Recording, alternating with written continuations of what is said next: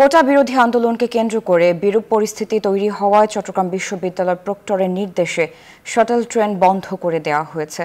গতকাল রাত থেকেই বন্ধ করা হয় বিশ্ববিদ্যালয়ের শিক্ষার্থীদের প্রধান এ বাহনটি। প্রক্টর অধ্যাপক ডক্টর মোহাম্মদ ওহিদুল আলম জানান, শৃঙ্খলা বজায় থাকলে বুধবার থেকে আবারও ট্রেন চলবে। এর আগে সোমবার বিশ্ববিদ্যালয় ক্যাম্পাসে চলমান কোটা বিরোধী আন্দোলনকারীদের ওপর হামলা চালানোর অভিযোগ ওঠে ছাত্রলীগের ওপর। সর্বজনীন পেনশন প্রত্যয় কর্মসূচি নিয়ে প্রজ্ঞাপন বাতিল সহ ৩ দফা দাবিতে আন্দোলন চালিয়ে যাচ্ছে চট্টগ্রাম বিশ্ববিদ্যালয় শিক্ষক সমিতি। শিক্ষক নেতারা তাদের দাবি পূরণ না হওয়ায় কর্মবিরতি চালিয়ে যাওয়ার ঘোষণা দেন।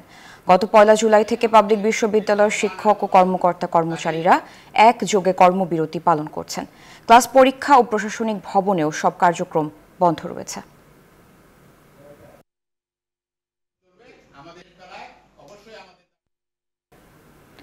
সংবাদে আরেকটা বিরতি নিচ্ছি, সাথেই থাকুন। সাউথ আরবান নিউজ 24 চট্টগ্রাম প্রতিদিন সংবাদে। সোমবার চট্টগ্রাম শাহ আমানত আন্তর্জাতিক বিমানবন্দরে একজন বিদেশি নাগরিক সহ ৪ কেজি কোকেন আটকের ঘটনায় সংশ্লিষ্ট আরও ২ নাইজেরিয়ান নাগরিককে গ্রেফতার করেছে মাদকদ্রব্য নিয়ন্ত্রণ অধিদপ্তর। মঙ্গলবার সকালে মাদকদ্রব্য নিয়ন্ত্রণ অধিদপ্তরের মহাপরিচালক খন্দকার মুস্তাফিজুর রহমান জানান, গোয়েন্দা তথ্যের ভিত্তিতে মাদকদ্রব্য নিয়ন্ত্রণ অধিদপ্তর এবং এপিবিএনের একটি আভিযানিক দল চট্টগ্রাম শাহ আমানত আন্তর্জাতিক বিমানবন্দরে কোকেন সহ স্টাসিয়া শান্তেরোলিকে আটক করে। তার দেয়া তথ্য অনুযায়ী ওই ২ নাইজেরিয়ানকে ঢাকায় গ্রেফতার করা হয়। এ ঘটনায় বাংলাদেশি কারো সংশ্লিষ্টতা আছে কিনা এবং এই মাদকের গন্তব্য কোথায় তা জানতে তদন্ত চলছে।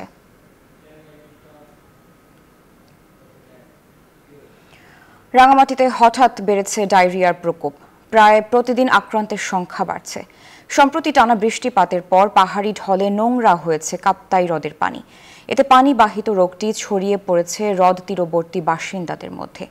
জ্বর, কাশি, রক্ত, বমি ও ডায়রিয়ার সমস্যা নিয়ে রোগীদের ভিড় বাড়ছে রাঙামাটি জেনারেল হাসপাতালে।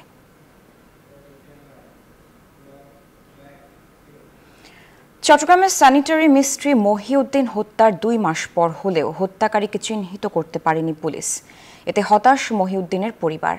পুলিশ বলছে, মহিউদ্দিন নিখোঁজের পর থানায় জিডি এবং মামলায় পরিবারের পক্ষ থেকে যথেষ্ট তথ্য গোপন করা হয়েছে, যার কারণে তদন্তে বেগ পেতে হচ্ছে তাদের। আকরাম হোসেনের রিপোর্টে দেখুন বিস্তারিত। ১৪ মে ২০২৪ চট্টগ্রামের উত্তরকাটলি সমুদ্রপাড় থেকে নিখোঁজের ২ দিন পর মহিউদ্দিন নামে এক স্যানিটারি মিস্ত্রির মৃতদেহ উদ্ধার করে পুলিশ। পাওয়া যায় শরীরে আঘাতের চিহ্ন। পরিবারের দাবি, পাওনা টাকা আনতে গিয়ে আর বাসায় ফেরেনি মহিউদ্দিন। ২ মাসেও হত্যাকারী শনাক্ত না হওয়ায় হতাশ স্বজনরা। মার্ডার হওয়ার 3 দিন আগে যে শুক্রবার ছিল, ওই শুক্রবারে ফোন বাসায় ছিল, ওই ম্যানেজার আমাকে ফোন দেয়।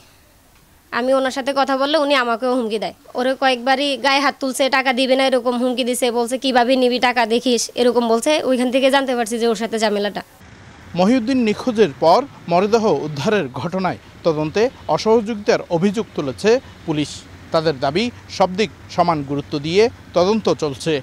জিডি করার যে বিষয়বস্তুটা ছিল এবং এফআইআর রুজু করার যে বিষয়বস্তুটা ছিল, সেখানে কিছু গ্যাপ বাদীপক্ষ রেখেছে। তো যতই এটা কেউ চালাকি করুক বা ইচ্ছাকৃতভাবে করুক বা অবহেলাজনিতভাবে করুক, আমরা আমাদের তদন্তের মাধ্যমে সেই যে গ্যাপটা রয়েছে সেই গ্যাপটা আমরা উদ্ঘাটন করে আমরা মূল রহস্য বের করতে পারব। এ ঘটনায় জড়িত সন্দেহে বেশ কয়েকজনকে জিজ্ঞাসাবাদ শেষে একজনকে গ্রেপ্তারের পর জেল হাজতে পাঠানো হয়েছে। আকরাম হোসাইন, নিউজ 24, চট্টগ্রাম। এই ছিল সংবাদে। ধন্যবাদ।